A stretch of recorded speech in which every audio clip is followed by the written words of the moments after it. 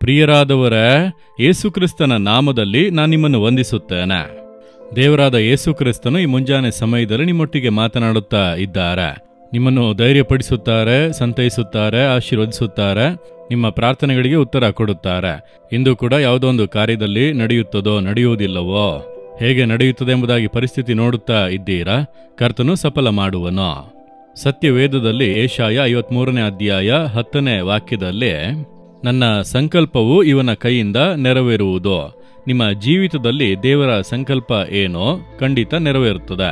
ನಿಮ್ಮ ವಿದ್ಯಾಭ್ಯಾಸವಾಗಿರಬಹುದು, ಕೆಲಸವಾಗಿರಬಹುದು, ಸೇವೆ ಆಗಿರಬಹುದು, ಬಿಸ್ನೆಸ್ ಆಗಿ ಇದ್ದರೂ ಅದು ದೇವರ ಚಿತ್ತಾನುಸಾರವಾಗಿ ಇದ್ದರೆ ಯಾರೂ ತಡೆಯುವುದಕ್ಕೆ ಆಗದು. ಕರ್ತನು ಎಲ್ಲ ತಡೆಗಳನ್ನು ಹೊಡೆದು ಹಾಕಿ ಕಾರ್ಯ ಸಫಲ ಮಾಡುವನು. ನಿಮಗೆ ಕಾರ್ಯಗಳು ಸಫಲವಾಗುವುದು. ನಾನು ನಿಂತು ಮಾತನಾಡುತ್ತಾ ಇರುವಂಥ ಈ ಸ್ಥಳ ಒಂದು ಐತಿಹಾಸಿಕ ಸ್ಥಳ. ಸ್ಕಾಟ್ಲೆಂಡ್ ದೇಶದಲ್ಲಿ ಇರುವಂಥ ಎಡಿನ್ಬ್ರಾ ನಗರದಲ್ಲಿ ಇರುವಂಥ ಗೇಲ್ಸ್ ಎಂಬಂತ ಕಥೀಡ್ರಲ್, ದೊಡ್ಡ ಒಂದು ಆಲಯದ ಮುಂದೆ ನಿಂತು ನಿಮ್ಮೊಟ್ಟಿಗೆ ಮಾತನಾಡುತ್ತಾ ಇದ್ದೇನೆ. ಇಲ್ಲಿ ಒಂದು ದೊಡ್ಡ ಐತಿಹಾಸಿಕ ಘಟನೆ ನಡೆದಿದೆ. ಒಂದು ಕಾಲದಲ್ಲಿ ಯುರೋಪ್ ದೇಶಗಳಲ್ಲಿ ಹೆಚ್ಚಿನ ಭಾಗ ಕ್ಯಾಥೋಲಿಕ್ ಸಭೆಗಳ ಆಳ್ವಿಕೆಯ ಕೆಳಗೆ ಇತ್ತು. ಸರ್ಕಾರವು ಕೂಡ ಕ್ಯಾಥೋಲಿಕ್ನ ಆಳ್ವಿಕೆಯ ಕೆಳಗೆ ಇತ್ತು. ಸತ್ಯವೇದಕ್ಕೆ ವಿರೋಧವಾದಂಥ ಅನೇಕ ಕಾರ್ಯಗಳನ್ನು ಆ ಕಾಲದಲ್ಲೇ ಮಾಡುತ್ತಾ ಬಂದರು.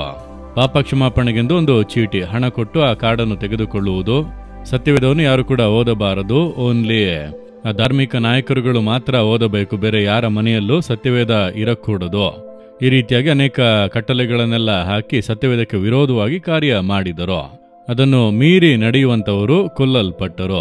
ಅಂತಹ ಒಂದು ಸಮಯದಲ್ಲಿ ಸ್ಕಾಟ್ಲೆಂಡ್ ದೇಶದಲ್ಲಿ ರಾಣಿ ಮೇರಿ ಅವರು ಆಳ್ವಿಕೆ ಮಾಡಿದರು. ಬಹಳ ವೈರಾಗ್ಯ ಉಳ್ಳಂಥವರು.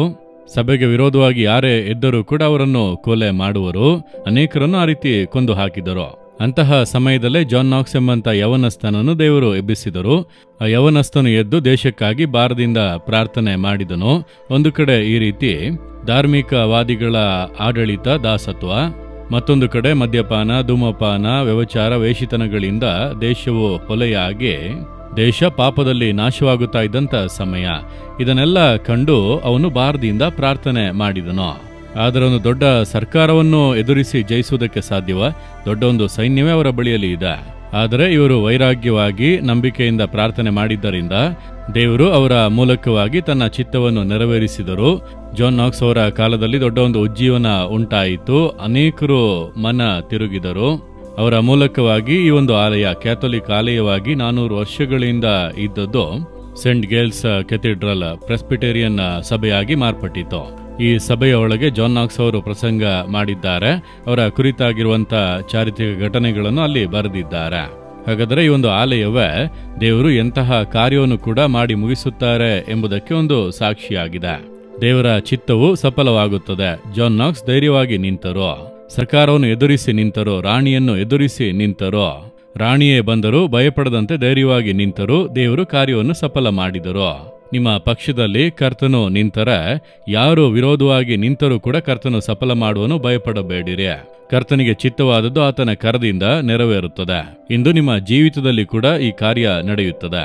ನೀವು ನಂಬಿರಿ, ಅದ್ಭುತಗಳನ್ನು ಕಾಣುವಿರಿ, ಕಾರ್ಯ ಸಫಲವಾಗುವುದನ್ನು ಕಾಣುವಿರಿ. ದೇವರು ನನಗೆ ಈ ಕಾರ್ಯವನ್ನು ಸಫಲ ಮಾಡಿ ಕೊಟ್ಟರೆಂಬುದಾಗಿ ಸಂತೋಷವಾಗಿ ಸ್ತುತಿಸುವಿರಿ. ಪರಿಸ್ಥಿತಿಗಳನ್ನೆಲ್ಲ ಬದಲಾಯಿಸಿಕೊಡುವಂತ ಕರ್ತನು ಆತನು. ನೀವು ನಂಬುತ್ತೀರಾ? ಆದರೆ ನೀವು ಮಾಡುವಂಥದ್ದು ದೇವರ ಚಿತ್ತವ ಎಂಬುದರಲ್ಲಿ ಗಮನ ಸಲ್ಲಿಸಬೇಕು. ಸತ್ಯವೇದಕ್ಕನುಸಾರವಾಗಿ ನೀವು ಮಾಡುವಂತಹ ಕಾರ್ಯಗಳು ಇದೆಯಾ ಎಂಬುದರಲ್ಲಿ ಗಮನ ಕೊಡಬೇಕು. ಆತನಿಗೆ ಚಿತ್ತವಾದದನ್ನು ಕರ್ತನು ಸಫಲ ಮಾಡುವನು.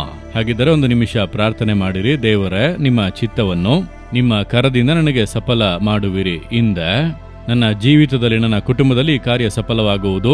ತಡೆಗಳನ್ನು ನೀಗಿಸಿ ಸಫಲ ಮಾಡುವಂತ ದೇವರಿಗೆ ಸ್ತೋತ್ರ. ಯೇಸುವಿನ ನಾಮದಲ್ಲಿ ಆಮೇನ್, ಆಮೇನ್.